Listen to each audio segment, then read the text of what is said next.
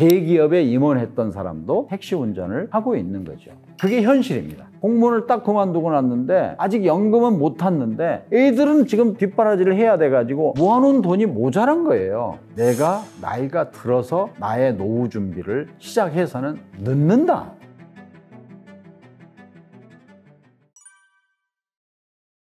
안녕하십니까. 서울대학교 과학기술 최고전략과정 명예주임교수 오종남입니다. 반갑습니다. 금년이 윤동주 시인이 서거한 지 80주년입니다. 1917년 말에 태어난 윤동주 시인은 1945년 해방되기 직전에 2월 달에 서거하셨습니다.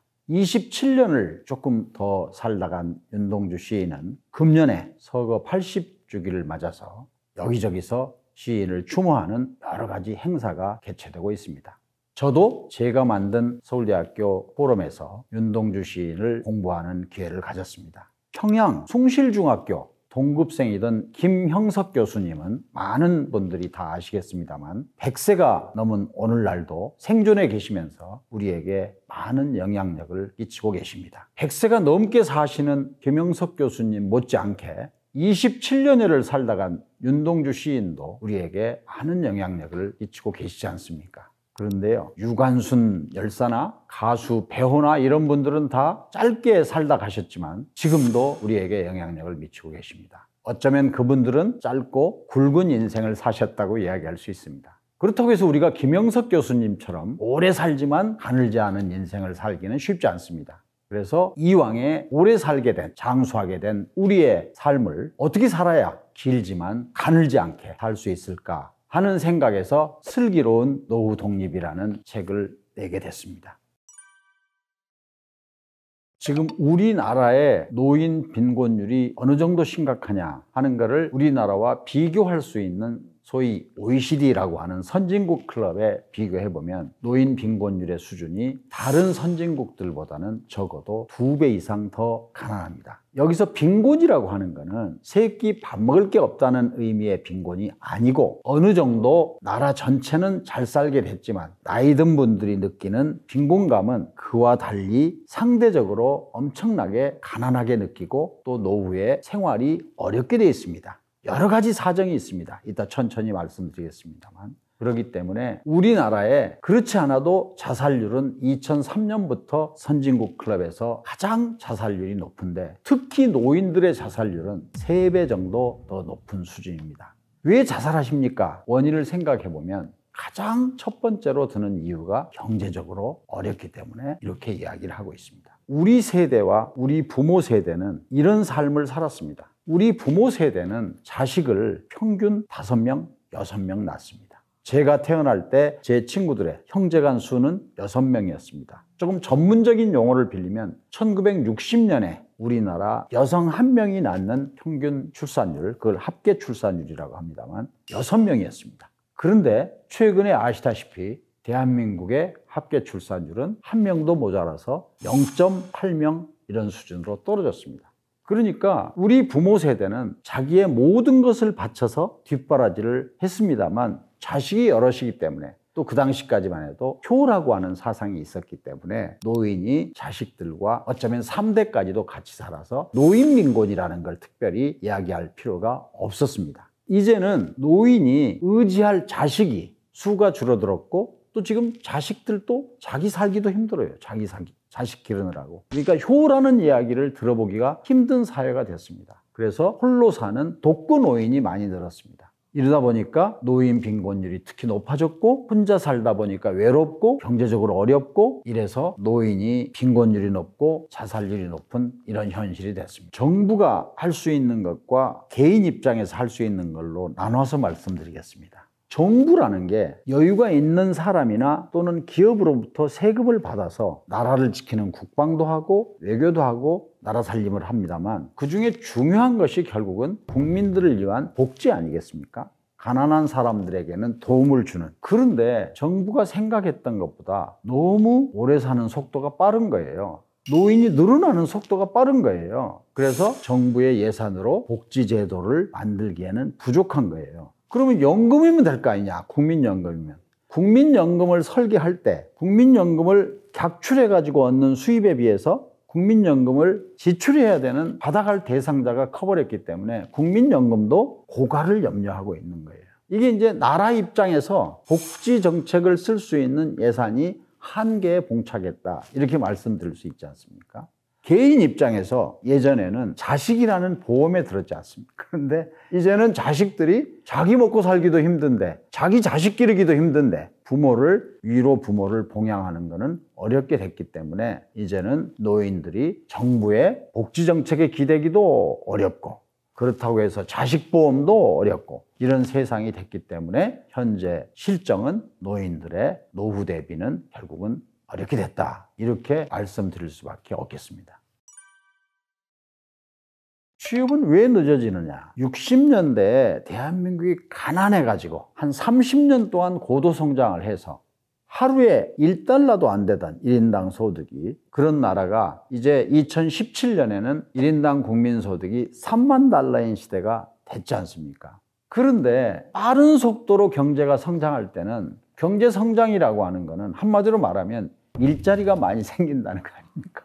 근데 지금은 아시다시피 2% 성장도 어려운 입장이에요. 30년 동안 10%에 가까운 성장을 할 때는 일자리가 많이 늘어났기 때문에 젊은이들이 학교를 졸업하면 취업하는 게 쉽진 않았지만 그다지 어렵지 않았는데, 지금은 학교를 제대로 다닌, 대학을 나왔거나 어쩌면 고등학교 나온 사람들이 제대로 취직할 수 있는 일자리가 거의 없기 때문에 지금 취업하는 나이가 점점 늦어지지 않습니까? 그런데다가 평균 수명은 이렇게 늘어났지만 정년 60세라고 하는 것, 사실 60세도 최근에 된 거고 어쩌면 회사는 대부분이 55세였지 않습니까? 55세나 60세라고 하는 정년은 평균 수명이 52세이던 1960년에도 정년은 55세였습니다. 근데 지금 평균 수명이 84세가 됐는데 정년은 여전히 55세. 지금 늘었다고 해서 60세가 됐습니다만, 그렇지 않습니까? 그러면은 늦게 취직하고 60에 퇴직을 해야 된다면 일할 수 있는 기간이 그만큼 짧아진 거지 않습니까?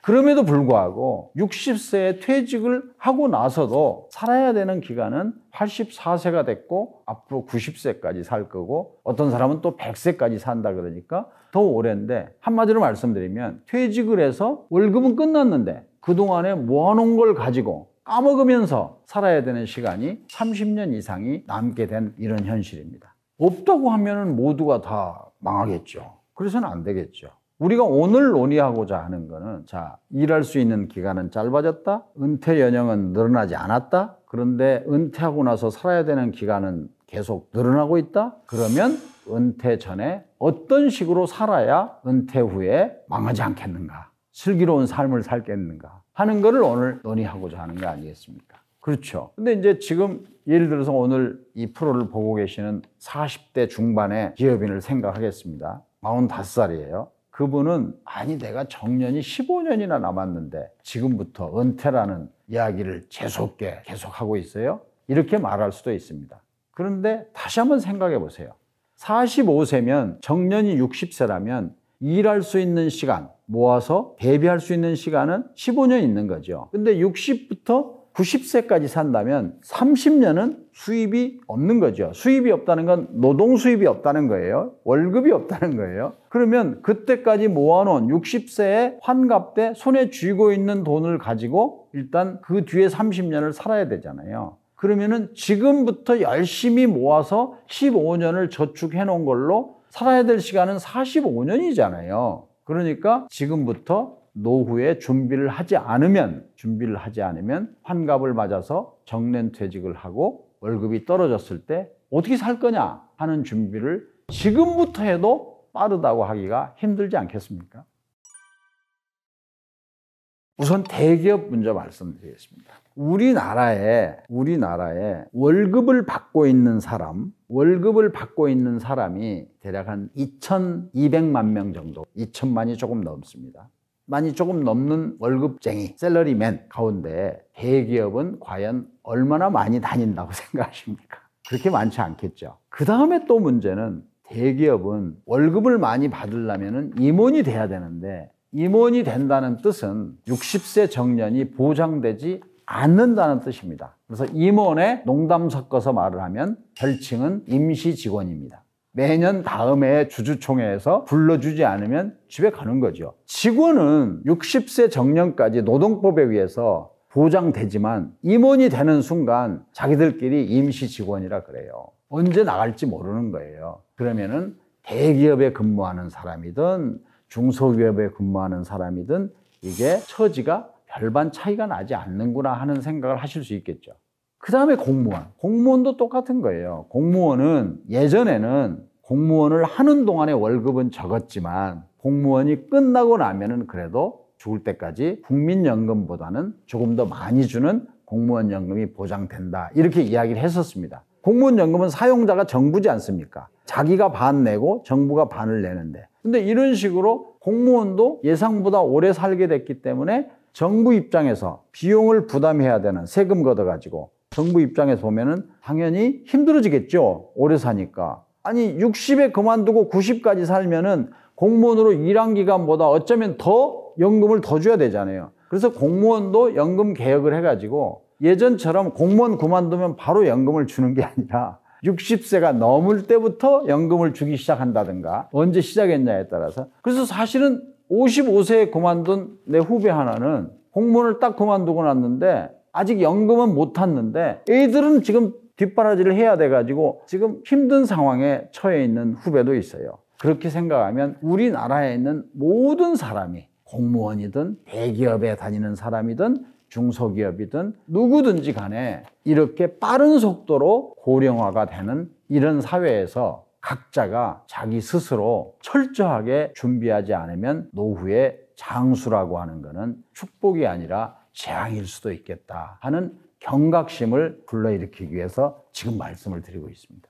그러니까 예전에는 학교를 졸업하고 나서 취업을 하고 정년퇴직하고 은퇴하고 노후 생활을 즐긴다 이렇게 생각을 했지 않습니까? 그런데 정년이 돼서 퇴직은 했는데 모아놓은 돈이 모자란 거예요. 그러니까 그 다음에 어디 가서 다시 돈을 좀 벌어야 되겠다 하는 사람이 늘어나기 때문에 청년 취업 못지않게 고령자 취업이 늘어나고 있는 게 우리의 현실입니다. 재취업이라는 거를 취업을 하는 근로자 입장에서 생각을 해보면 이제까지 경험도 많고 그리고 좀 성숙해서 더 열심히 일할 거니까 젊은이와 달리 나 좀 써주지 않을까 생각을 하겠죠. 쓰는 사람 입장에서 보면은 이제 막 학교를 졸업한 사람에 비해서 사실 좀 떨어지지 않아요. 이게 나이가 먹었으니까. 그리고 또 시대가 많이 바뀌었는데 바뀐 시대에 적응을 잘 못할 수도 있고 그 다음에 젊은이들은 요구하는 월급이 많지 않아요. 그런데 나는 옛날에 뭐 했던 사람인데 이렇게 나오면 재취업이 거의 어렵겠죠. 그러니까 재취업 시장은 자기가 첫 번째 직장에서 뭐를 했건 얼마를 받았건 관계없이 얼마라도 나는 벌어서 생활에 보탬을 주고 싶다. 이런 취업이기 때문에 재취업 시장에서의 고용 조건은 첫 번째 직장에서의 고용 조건보다 나을 수가 있겠습니까? 어렵겠죠. 그게 현실입니다. 그래서 대기업에 임원했던 사람도 제가 가끔 택시를 타보면 택시 운전을 하고 있는 거죠. 조금이라도 보태려고. 택시 운전의 좋은 점은 그분들한테 들으니까 자기 돈을 까먹는 일은 없대요. 그런데 재취업이 안 됐다고 돈을 벌어보겠다고 커피숍을 낸다, 식당을 차린다 하면은 성공할 확률이 많겠습니까? 망할 확률도 적지 않겠습니까? 지금 그래가지고 그나마 모아놓은 돈 까먹어가지고 자살을 생각하는 사람도 있고 고민하는 사람도 있고 그게 현실이지 않습니까? 그렇게 말할 수는 없어요. 그러니까 은퇴 후에 60이 넘어가지고 뭔가를 도모하려고 한다면 그걸 뭐 개업이 됐건 뭐가 됐건 굉장히 철저하게 준비를 해서 하지 않으면 그동안에 모아놓은 돈에다가 보탬을 주기는커녕 모아놓은 돈마저도 까먹을 수 있는 위험이 도사리고 있다는 말씀을 드리는 것이 은퇴했으면 절대로 창업하면 안 되고 개업하면 안 되고 항상 월급 적게 두더라도 취업해라 이렇게 말씀드릴 수는 없습니다. 성공한 사람도 있거든요. 지금 불안하지 않는 사람보다 불안한 사람이 더 많을 겁니다. 문제는 뭐냐 하면 내가 정년에 가까워서 나이가 들어서 나의 노후 준비를 시작해서는 늦는다. 이거를 저는 말씀드리고 싶어요. 그러니까 지금 이 프로그램을 보시는 이 순간부터 내가 정년이 5년 남았든 10년 남았든 20년 남았든 정년이라는 것을 염두에 두고 월급이 끝나는 정년 이후에 적어도 경제적으로 쪼들리지 않는 삶을 살려면 미리미리 대비를 해야 되겠다. 왜냐? 나라가 해주기에는 너무 부담이 커졌고 자식 보험을 기대하기에는 자식들도 살기 어렵기 때문에 결국은 나의 노후 준비는 내 스스로 하는 수밖에 없다는 생각을 가지고 미리미리 대비할 수밖에 없습니다 하는 쓴소리를 말씀드릴 수밖에 없습니다.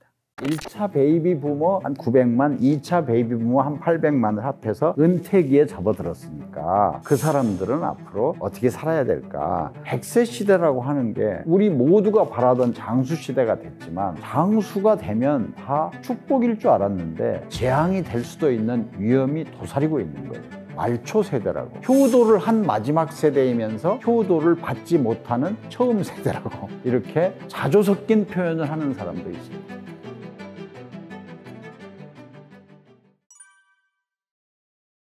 합해가지고 1,700만이요. 53년부터 10년 정도를 1차 베이비 부모라고 한다면은 그 다음에 이제 64년부터 2차 베이비 부모가 은퇴하는, 예를 들면 이런 거지. 1년에 100만 명까지 낳거든. 100만 명. 1년에 100만 명까지 태어난 사람이 10년이면 1,000만이잖아요. 그래서 1차 베이비 부모 한 900만에다가 2차 베이비 부모 한 800만 해서 합하면, 그러니까 1,700만이라는 숫자는 1차 베이비 부모 한 900만, 2차 베이비 부모 한 800만을 합해서 1,700만 명이 간다는 거야. 그러니까 우리가 한국전쟁이 끝나고 1년에 100만 명까지도 태어나던 이러한 사람들이 이제 은퇴기에 접어들었으니까, 그러면은 그 사람들은 앞으로 어떻게 살아야 될까? 그 다음에는 이제 준비가 안 돼 있는 사람은 직업전선에 다시 나와야 되잖아요. 준비가 된 사람은 젊은이보다 더 좋은 소비층이 되는 거예요. 일본도 노인들이 돈을 더 잘 쓴다는 거 아니에요.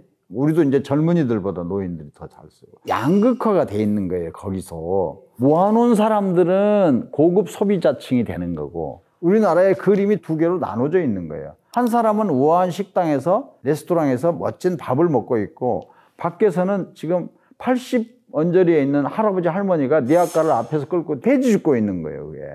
이런 현실이 지금 다가온 거예요. 나라 입장에서는 복지에 써야 되는 수요는 너무너무 늘어나가지고 감당하기가 어려운 정도가 되지 않습니까? 개인 입장에서는 지금 아주 일부는 여유 있는 돈을 모아가지고 노후를 소위 즐기겠다는 생각을 하는 사람이 있기는 하지만 그게 일부고, 대부분의 사람들은 지금 자기가 생각했던 것보다 더 오래 살게 됐기 때문에 모아놓은 돈이 없진 않지만 불안한 거예요. 내가 몇 살까지 살지 모르니까 언제 불려갈지 몰라요. 그러면은 생활비에다가 나이 들수록 또 뭐가 들어가요? 의료비가 들어가요.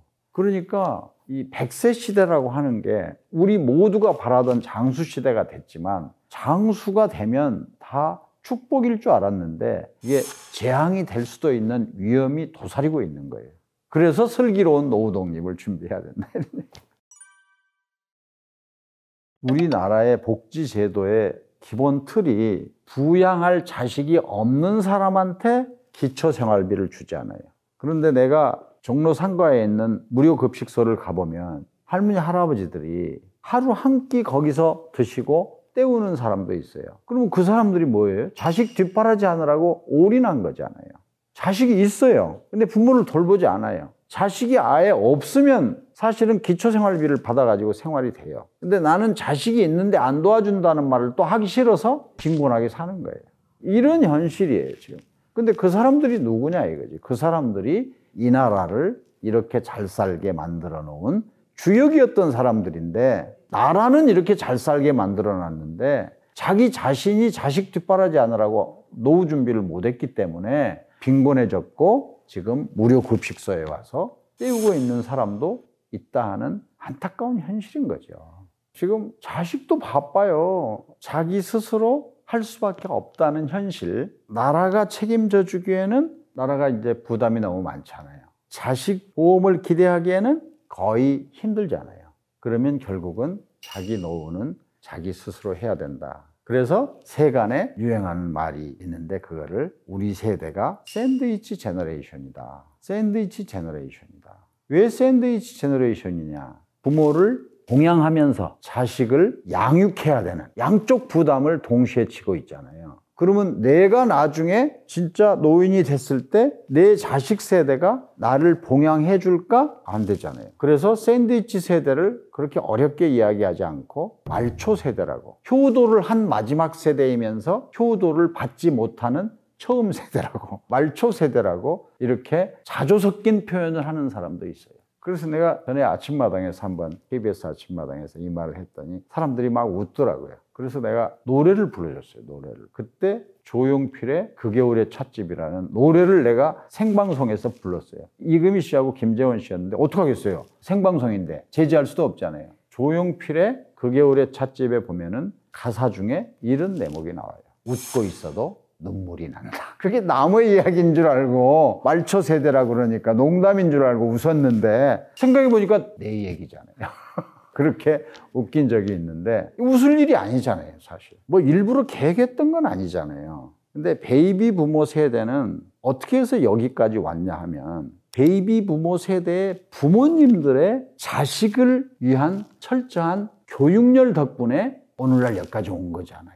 그렇죠? 그래서 이제 여기까지 와서 베이비 부모 세대는 자기 부모가 부모를 모시는 것을 보고 배웠기 때문에 굳이 효라고 하지 않더라도 그렇게 안 하면 마음이 불편하지 않습니까? 그런데 똑같이 배운 대로 자기도 자기 자식에게 올인을 한 거잖아요. 올인을 했는데 자식을 6명이 아니라 2명 정도 낳는데 올인을 했기 때문에 자기가 막상 노후가 돼가지고 자식한테 기대려고 보니 자식은 자식 나름대로 힘들어진 거고 6명일 때는 뭐 여기 갔다가 눈치하면 저기 갔다가 해도 되는데 2명인데 눈치하면 갈 데도 없잖아요, 이게.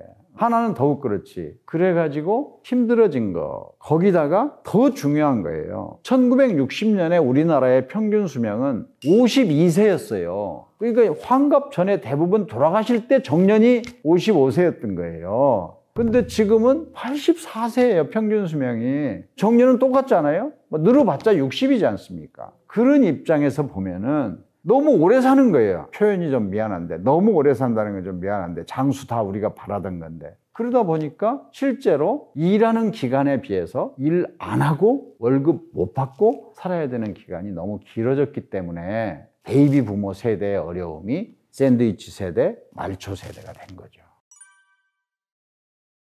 제가 지난주에 내 고향이 전라북도 고창군이에요. 고창군 인구가 5만 명 조금 넘어요. 그런데 1년에 600명씩 줄어들어요. 왜냐하면 태어나는 아이 수와 사망하는 사람 수가 같으면 안 늘 거 아니에요. 근데 사망하는 사람이 더 많다는 거잖아요, 결국.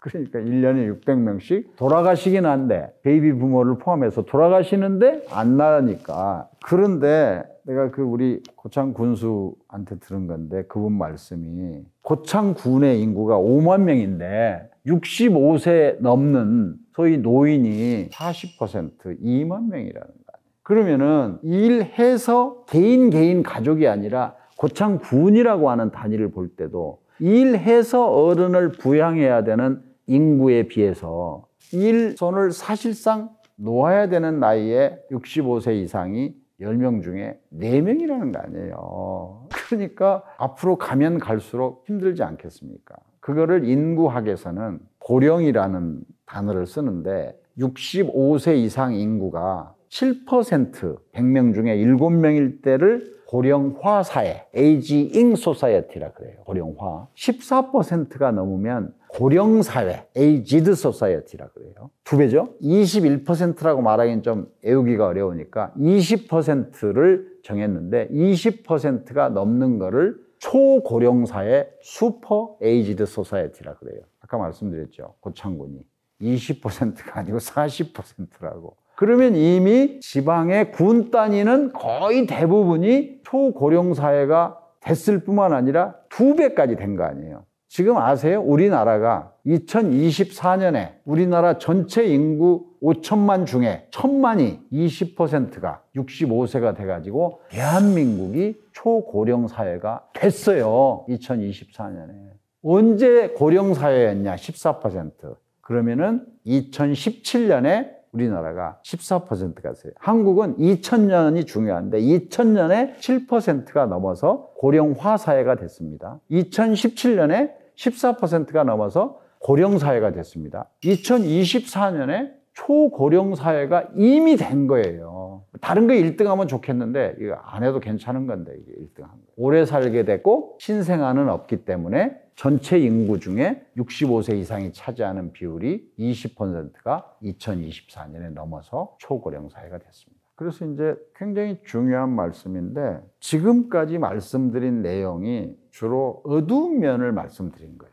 힘들다, 어렵다. 근데 대한민국이요, 어두운 면만 있는 게 아니에요. 생각하기 나름이에요. 우리나라는 1973년에 처음으로 1인당 국민소득이 하루에 1달러, 하루에 1달러면 1년에 365달러죠. 하루에 1달러가 된 게 1973년에 처음이고 그 당시 세계은행은 가난, 빈곤, 파버티라고 하는 거를 하루에 1달러로 정했어요.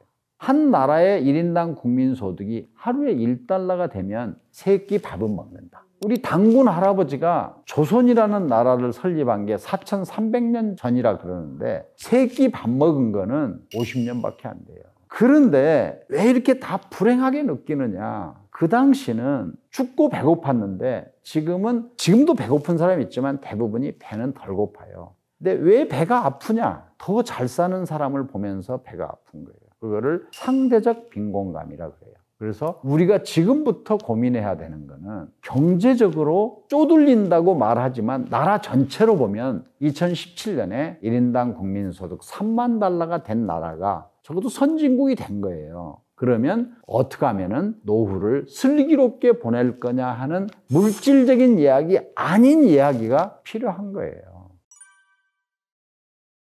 행복이라고 하는 게 밥만 먹고 사는 게 아니기 때문에 지금까지 말씀드린 거는 밥도 못 먹으면 그 다음에 행복이라는 것 자체가 성립이 안 되는 거죠. 그러면 밥을 먹으면 행복하냐? 그럼 부잣집은 부자 순서대로 행복하냐? 그럴 것 같습니까? 안 그래요. 부자라고 해서 부모 자식 간에 대화 잘하는 사람이 없고 부부 간에 대화 잘한다고 보장할 수가 없어요. 그거는 다른 영역이에요. 그러니까 물질적인 준비가 돼 있다면 그 다음에는 어떻게 해야 내가 마음이 불행하지 않고 행복감을 느끼면서 살 건가 하는 것도 똑같이 비중을 두어서 고민하고 궁리하지 않으면 안 된다 하는 게 제가 하고 싶은 말씀이에요.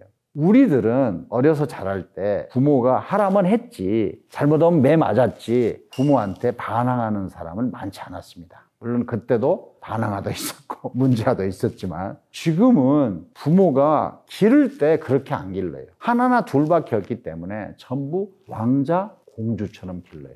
너 좋은 대학만 들어가면 된다. 그게 효도야. 너는 아무것도 걱정할 거 없어. 걱정은 엄마 아빠가 해줄 테니. 이렇게 길러놨더니 이제 대학에 들어갔어요. 대학 1학년이 딱 됐어요. 그랬더니 엄마가 이제까지 자기 시녀인 줄 알았는데 엄마로 돌아오는 거야. 너 그렇게 하면 안 돼. 너 몇 시까지 집에 들어와야 돼. 아니 내가 고3 때까지 대입 준비할 때는 엄마가 내 시녀처럼 하더니 갑자기 바뀌어. 그러니까 얘 마음속에 부모라는 게 존경의 대상이고 감사의 대상이고 좀 심하게 말하면 효의 대상이어야 된다는 생각은 없고 내가 대학 들어가는 걸로 부모에게 효도했다는 생각으로 길러지기 때문에 이제까지 자녀가 대학 들어갈 때까지 하나나 둘밖에 없는 자식을 기르는 부모의 태도가 너는 공부 열심히 해서 좋은 대학 들어가는 게 효도야. 이렇게 길렀기 때문에 사실 자녀의 눈으로 보면 부모는 특히 엄마는 자기의 시녀였던 거죠.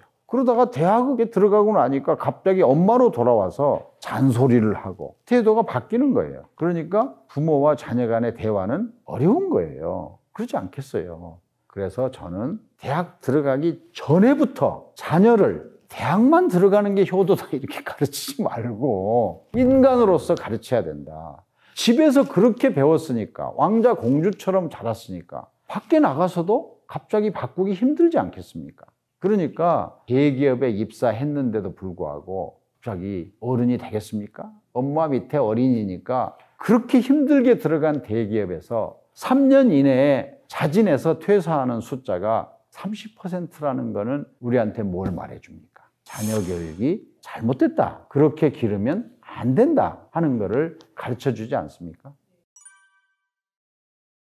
누구도 부부 간의 관계는 이렇게 해라 이렇게 말할 수 있는 사람은 나는 없다고 생각해요. 왜냐하면 남의 눈에 보기에 참 저 부부는 완벽하다, 절대 안 싸울 것 같다, 그거는 남 앞에서 그러는 거고 실제로 자기 부부관계가 어떤지는 아무도 알 수가 없는 거죠. 아마 제가 보는 프로 중에서는 부부간의 관계를 결혼도 안 한 법륜스님이 말씀하실 때 제일 말씀을 잘 하시는 것 같아요. 그래서 내가 궁금했어요. 어떻게 해서 법륜스님은 그렇게 부부관계에 대해서 정답을 맨날 말씀하시지 그랬더니 이분은 본인이 결혼을 안 하셨지만 수없이 많은 부부관계 상담을 하다 보니까 소위 임상실험이 많았다는 거예요. 그래서 기본적으로 저는 이런 말씀은 드리고 싶어요. 인간관계라고 하는 거는 대화가 필요한데, 대화라는 거는 대화, 상대방과 말한다 하는 게 본래의 뜻이잖아요. 그게 아니고 나는 대화란 상대방으로 하여금 말하게 하는 거다. 굉장히 재미있는 농담을 하나 하면 경청이라는 리슨이라는 단어 기억하시죠? 침묵이라는 사일런트라는 단어 기억하시죠? 알파벳 내용은 똑같아요. 순서가 바뀌었지. 무슨 말인지 아시겠죠? 경청한다는 거는 자기는 입을 다물고 들어주는 거다. 그게 나는 부부관계뿐만 아니라 모든 관계에서의 기본이다. 저는 룰이 있습니다. 4명이 식사를 하잖아요. 그러면 마이크는 4분의 1씩 잡는 거예요. 대개 보면 나이 많이 먹은 꼰대가 혼자 독점하다시피 떠들고 일어설 때쯤 되면 후배들은 씁쓸하게 일어서가지고 다시는 그 선배를 만나고 싶지 않은 거예요. 인간관계란 상대방의 얘기를 들어주고 공감하고 같이 아파하고 같이 기뻐하는 거 아닌가. 이게 관계 아닐까. 학교 생활에서 친구 간에 들어주고 함께 상의하는 거가 내신 제도 때문에 없어졌지 않습니까? 모두가 다 경쟁 관계니까. 그렇게 사회에 나오면 사회에서 동료와 상사와의 관계가 어떻게 되겠습니까? 그래서 저는 프로그램을 보시는 시청자 여러분께 꼭 제안하고 싶은 게 있습니다. 사회생활은 관계고 관계는 상대방에 경청하는 거고 상대방에 공감하는 거다.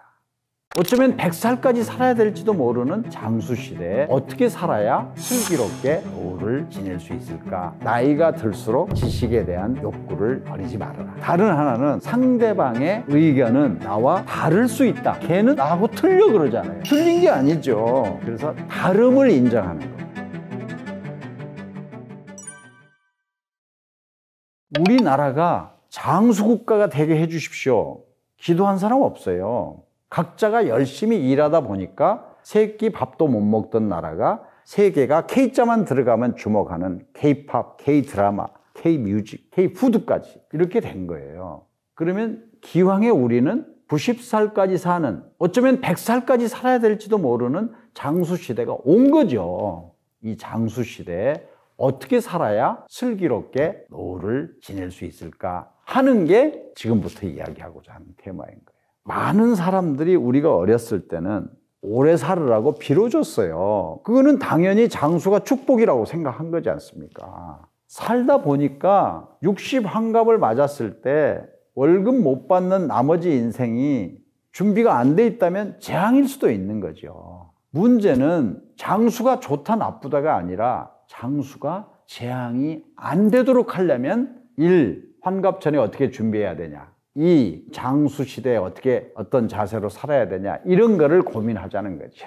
한국인들은 잘하고 있느냐, 이 말은 아무 의미가 없는 거예요. 나는 잘하고 있는가, 내 인생이 중요한 거예요. 5천만이 다 자기가 잘하면 한국 잘하는 거예요. 우리가 흔히 오류에 빠지는 게 한국 여자들은 말이야 이렇게 말하거든요. 한국 여자가 어디 있어요? 2,500만 명이 한국 여자인데 한국 남자들은 이래. 의미 없는 거예요. 한국인들은 노후 준비를 잘하고 있냐? 아무 의미 없는 질문이고, 나는 노후 준비를 해야 된다 하는 인식을 오늘 같이 갖자는 겁니다.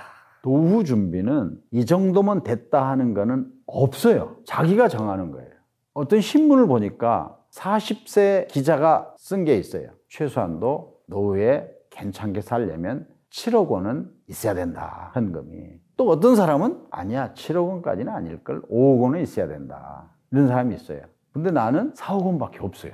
야, 큰일 났네. 그러면 채우려면 어떻게 해야지? 그러면 내가 커피 하나 낼까? 이렇게 생각해가지고 망한 사람이 있다 없다? 주변에 있겠죠. 그게 아니에요. 내가 월급이 끝났을 때 또는 환갑을 맞았을 때 손에 쥔 돈에 맞춰서 사는 거예요. 아니, 사람마다 다 입장이 다른데 어떻게 젊은 기자가 노후에 제대로 살려면 7억 원은 5억 원은 있어야 된다고 말하는 그런 말도 안 되는 소리를 하느냐, 이런 얘기. 자기는 준비됐는지 내가 물어보고 싶을 정도예요. 그렇지 않아요. 각자가 처해진 여건에 따라서 어떤 사람은 더 많이 준비된 사람이 있고 어떤 사람은 충분하지 못할 수도 있는데 나는 과욕을 부리지 않고 거기에 맞춰서 사는 거예요. 그래서 제가 우리 때 국민학교, 지금 초등학교 다닐 때 공부한 거를 항상 잊어버릴까 봐서 강조하는 거예요. 우리 국민학교 때 제일 중요한 과목이 국어하고 산수예요. 국어 시간에 주제 파악을 배우고 산수 시간에 분수를 배우는 거예요. 그래서 주제 파악하고 분수에 맞춰서 하는 거예요. 그런데 누가 얼마가 있어야 된다더라 그래가지고 그걸 맞추려다가 실패하면 어떡해요? 어떻게 생각하십니까? 멀쩡하게 생겼는데 옷 입은 거는 멋있게 차려입었는데 입에서 나오는 말, 하는 행동을 보면 품격이 떨어진다면 좋은 옷 입고 멋있게 생기면 뭐예요? 거기에 마음이 따라가 줘야지. 내면이 더 중요하다. 제가 친구들에게 하는 이야기인데요. 학교 친구들은 70이 돼도 뭐 야야 뭐 이렇게 이야기하는 게 어쩌면 스트레스 해소다 그러는데 저는 친구들한테 가급적이면 나이가 들면서 적어도 존댓말은 아니라도 그렇게 하대하지 않으려고 노력하고 있습니다. 나이가 들면요, 두 가지 부류가 있는데 하나는 입이 세지는 사람이 있어요. 자기 고집을 피우는 사람. 나는 그런 건 절대 꼴 못 본다. 이런 사람이 있어요. 다른 하나는 나이가 들수록 상대방의 의견은 나와 다를 수 있다. 근데 우리는 다른 사람 보고 틀렸다 그러잖아요. 걔는 나하고 틀려 그러잖아요. 틀린 게 아니죠. 틀리다의 반대는 맞다예요. 그게 같다의 반대는 다르다예요. 그래서 다름을 인정하는 거. 오래 산다고 하는 거는 평균 수명을 죽는 날까지의 나이지 않습니까? 그러면 90세까지 산다, 뭐 84세까지 산다, 죽는 날 이야기하는 거지 않습니까? 그런데 나이가 들면요, 건강하게 오래 사는 거. 병원에 침대에서 뭐 10년 살면 뭐 하겠습니까? 요양원에서 뭐 오래 사는 게 그거는 의미 있는 삶이라고 하기에는 조금 부족하지 않습니까? 그러니까 평균 수명이 중요한 게 아니라 건강 수명이 더 중요한 거 아니겠습니까? 그 건강이란 몸과 마음의 건강인 거죠. 몸이 건강하지 않으면 아무리 좋은 약이 있어도 그릇이 깨지면 안 되잖아요. 결국 몸은 그릇에 해당되는 거잖아요. 똑같이 정신도 중요한 거죠. 마음의 건강도 중요한 거죠. 그래서 어떻게 하면 내가 건강한 신체에 건전한 정신을 가지고 노후를 맞이할까 하는 거를 굉장히 준비해야 되는 거예요. 그 중에 하나가 아까 말씀하신 AI에 관한 질문이에요. 나이 든 사람한테 AI를 이야기하면요, 에이 나는 그냥 살다 갈래 그래요. 절대 안 되는 거예요. 에이 나도 해야 되는 거예요. 왜냐? 시대가 급변하고 있기 때문에 AI를 하지 않으면 따라갈 수가 없어요. 손자가 무시해요. 더 중요한 거는 AI를 내가 공부해서 써먹는 거 못지않게 중요한 거는 나이가 들면 결국은 즐거움이라는 게 새로운 거를 깨치는 데서 즐거움을 찾는 그거를 배워야 되는 거예요. 그렇지 않아요? 오죽하면 공자님의 논어의 첫 문장이 학이 시습지 불력 여로화, 배우고 때로 익히는, 학습이라는 단어가 논어의 첫 문장에서 나온 거예요. 배우고 때로 익히니까 불력 여로화, 기쁘지 아니한가. 배우고 때로 익히는 그 기쁨이 장수시대에 노후 대비에 무지하게 중요한 거예요. 나 AI를 가지고 뭐 월급쟁이 하겠어요? 그렇지만 그거를 공부하면서 느끼는 즐거움, 공부했기 때문에 손자한테 무시 안 받는 거, 이런 거 다 중요한 거예요. 그래서 에이 나는 포기해야 되겠다 아니고 에이 나도 해야 되겠다가 AI다 이거예요. 지금 무지하게 가르치는 데는 많아요. 가르치는 데 가기 싫으면 요새 유튜브 들어가면요, 지금은 시대가 바뀌어가지고 지금 스마트폰 하나만 갖고 다니면 전부 스마트해져요. 스마트폰을 얼마나 활용하느냐에 따라서 스마트한 사람이 되느냐, 그렇지 못하느냐가 갈리는 거예요. 그래서 되도록이면은 배움에서 얻는 기쁨을 누리시기 바랍니다. 배워서 뭐 하려고? 돈이 되냐? 밥이 되냐? 이런 질문을 하지 말고 돈, 밥 전에 내가 배움에서 얻는 기쁨, 학습의 기쁨을 체험하시기 바랍니다. 옛날에 사무엘 울만이라는 시인이 쓴 청춘이라는 시가 있습니다. 청춘이라는 시에 굉장히 좋은 표현이 있는데 16살인데 애늙은이가 있고 60세인데 아직 지적 호기심, 상대방에 대한 배려, 이런 열정을 가지고 살면 여전히 청년일 수 있다네 하는 게 사무엘 울만의 유스 청춘이라는 시입니다.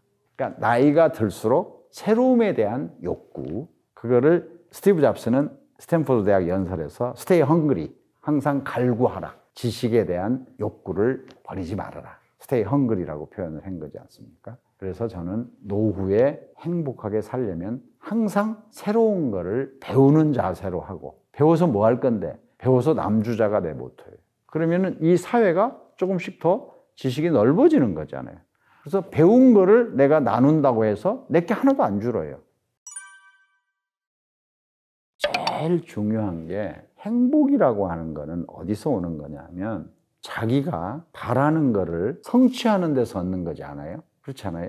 행복이라는 게. 제가 원하는 걸 가질 때 행복하잖아요. 그러면 많은 사람들이 더 많이 갖겠다고, 더 돈을 많이 벌겠다고 행복을 희생하면서 욕심을 부리는 사람이 안 되겠죠. 그래서 제가 만든 행복지수는 뭐냐면, 행복지수란 자기가 바라는 걸 분모로 하고 자기가 성취한 걸 분자로 했을 때 행복지수예요. 내가 10개 바랬는데 8개를 성취했으면 행복지수는 80이겠죠. 그 사람은 뭐를 고민하냐 하면 성취하지 못한 2개를 성취하려고 열심히 일하고 고민해요. 그렇겠죠? 그래서 6개월 동안에 2개를 다 성취했어요. 그러면 행복지수가 높아진 사람 꼭 그렇지 않아요. 그 사이에 바라는 게 10개에서 20개 늘어버렸으면 안 되는 거죠. 그러면 행복지수가 50으로 떨어지는 거죠. 그래서 중요한 거는 과욕을 부리면 안 된다. 지나친 욕심을 부리면 안 된다. 그 분수예요, 그 행복지수도 결국은. 그러니까 내가 내 친구에게, 내 동료에게, 부모에게, 내 자식에게 바라는 거를 조절하는 게 행복에서 가장 중요한 거다 하는 말씀을 꼭 드리고 싶어요. 그 다음에 중요한 거는 모든 사람이 나만큼 힘든 사람 없을걸? 이렇게 생각을 하는 경향이 있습니다. 그렇잖아요? 너 힘들다고? 내 힘든 거 좀 들어볼래? 이러거든요. 근데 세상에 힘들지 않은 사람은 없습니다. 모든 사람이 힘들어요. 그래서 내가 만인, 고통, 균등의 법칙. 모든 사람은 다 자기가 제일 힘들다고 느끼기 때문에 만인, 고통, 균등의 법칙이라고 농담으로 만든 거예요. 그런데요, 실제로 진짜 힘든 사람 많지 않아요? 그 진짜 힘든 사람에게 그 사람을 보면서 많은 사람들은 비교하지 말라는 거짓말을 가르쳐요. 행복하려면 비교하지 말아라. 불가능한 얘기예요. 아니, 인생 자체가 모두 비교하는 건데, 내가 70 먹은 할머니한테 40살짜리 아들이 태어날 때 몇 킬로였냐고 물어봤는데 아직까지 기억하지 못하는 할머니를 만난 적이 없어요. 다 기억해. 왜냐? 태어날 때 우리 애가 튼실했는지 다 알아야 되기 때문에 비교하려고. 그런데 비교하되 나보다 힘든 사람을 바라보면 위안이 되잖아요. 나만 힘든 줄 알았더니 힘들구나. 그리고 그 사람에게 내가 도움을 준다면 그보다 더 행복한 건 없어요. 사실 남에게 도움을 줄 때 느끼는 행복이라는 거는 다른 어떤 행복과 비교할 수가 없습니다. 도움을 받는 사람보다 주는 사람이 더 행복한 거예요. 기본적으로 최고의 행복이라고 하는 거는 남에게 도움이 되는 거예요. 이렇게 말하면 꼭 또 따지는 사람이 있어요. 아니, 나 먹고 살기도 힘든데 남을 도우라고? 내가 말하는 도움이라는 거는 그런 도움이 아니에요. 내가 오늘 이 단어를 꼭 여러분하고 나누고 싶은데요. 배려는 짝배자에 염려할 여자예요. 상대방을 염려하는 마음이에요. 식당에 설렁탕 집에 가서 가끔 들어요. 옆 테이블에서. 야, 깍두기 하나 가져라. 그럼 식당 종업원은 인격이 없습니까? 돈 들어갑니까? 그런 식의 배려가 너무 없어진 거예요, 이 사회에. 그래서 나는 진정한 행복이란 저 사람을 기분 나쁘게 하지 않는 것도 중요한 거예요. 심한 사람은 또 그래요. 주문받고 돌아가는 종업원의 등 뒤에다 대고 조선족인가 봐 이런 사람이 있어요. 조선족이 무슨 죄 지었습니까? 그 조선족은 독립운동하러 간 하얼빈에 간 우리 독립투사의 손녀딸일 수도 있어요. 아마 그렇지 않더라도 살면서 나보다 힘든 사람이라고 해서 함부로 대하고 이게 어떻게 슬기로운 노후 독립이 되겠습니까?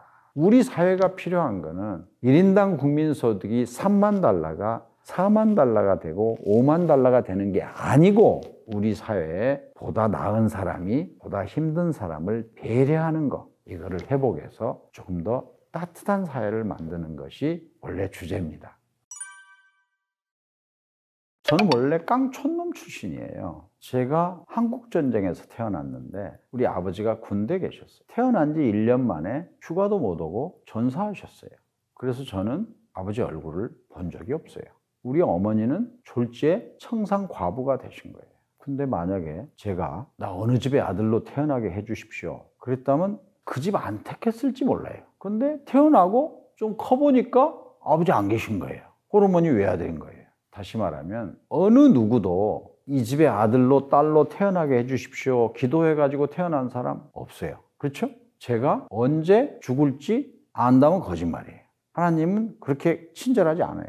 안 가르쳐줘요. 절대 언제 불러갈지. 그래서 삶이란 뭐냐? 태어나서 죽을 때까지가 삶이에요. 그러면 태어나는 버스는 내가 선택한 거 아니죠. 죽는 데스는 내가 선택한 게 아니죠. 그래서 B와 D 사이가 인생이에요. B와 D 사이에는 C밖에 없어요. 그래서 삶이란 선택인 거예요. 내가 그 집의 아들로 태어나겠다고 생각한 게 아니고 기도한 게 아니고 태어났는데 그 집의 아들인 거예요. 그러면 나는 그 집에 태어난 아들로서 어떻게 사는 게 내 인생을 제대로 살 건가를 고민하면서 이때까지 살아왔다고 말할 수 있는 거예요.